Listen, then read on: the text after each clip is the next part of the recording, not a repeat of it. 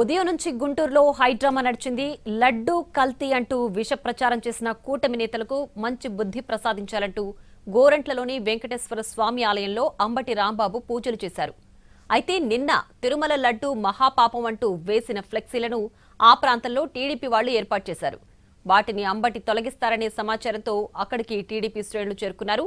పూజల తర్వాత అటుగా వెళుతున్న అంబటి రాంబాబు కారును టీడీపీ వాళ్లు అడ్డగించారు. పోలీసులు టీడీపీ వాళ్లను తొలగించి బలవంతంగా పంపించారు. తనని అడ్డుకోవడంతో ఆగ్రహించిన అంబటి కారులో నుంచే ఆగ్రహం వ్యక్తం చేశారు. చంద్రబాబు సహా టీడీపీ నేతలపై తీవ్ర పదజాలంతో విరుచుకుపడ్డారు. అంబటి వ్యాఖ్యలను టీడీపీ నేతలు సీరియస్ గా తీసుకున్నారు. గుంటూరు, పల్నాడు జిల్లాలో ఆయనపై ఫిర్యాదులు చేశారు. ఇవాళ జరిగిన పరిణామాలు ఓకే రెడీ టు పాయింట్. నిన్న ఈరోజు జరిగిన పరిణామాలు నా చుట్టూరా తరుగుతున్నటువంటి విమర్శలు వాటన్నిటికీ క్లుప్తంగా సమాధానం చెప్పే ప్రయత్నం చేస్తాను. మొదటిది ఏమిటంటే లడ్డు వ్యవహారం, కల్తీ వ్యవహారం. మాంసం కొవ్వు, పంది కొవ్వు కలిసిందని చంద్రబాబు నాయుడు గారు అన్నారు. లేదనేది వాస్తవం వచ్చింది. దీన్ని పురస్కరి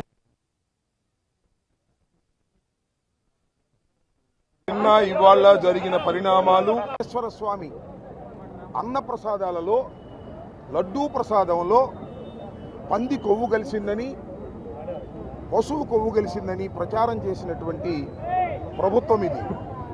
దీన్ని దృష్టిలో పెట్టుకొని సుప్రీంకోర్టుకు వెళ్ళి సుప్రీంకోర్టులో సుబ్బారెడ్డి గారు ఆర్డర్ తీసుకొచ్చి దీని మీద ఎంక్వైరీ వేయించితే సిబిఐ ఛార్జ్షీట్లో పడేసింది. దీనిలో పంది కొవ్వు లేదు, జంతువుల కొవ్వు లేదు అని. అప్పటి నుంచి చంద్రబాబు మాట్లాడలా, నోరు పడిపోయింది, నోరు ఎత్తటల్లా.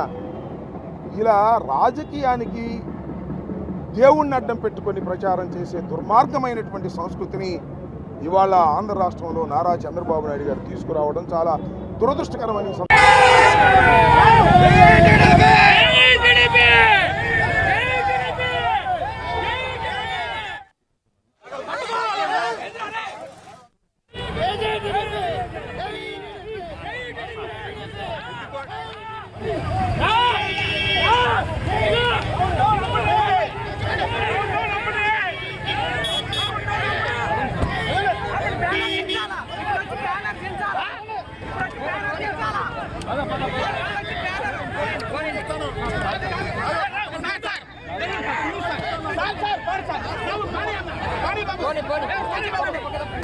Bani babu.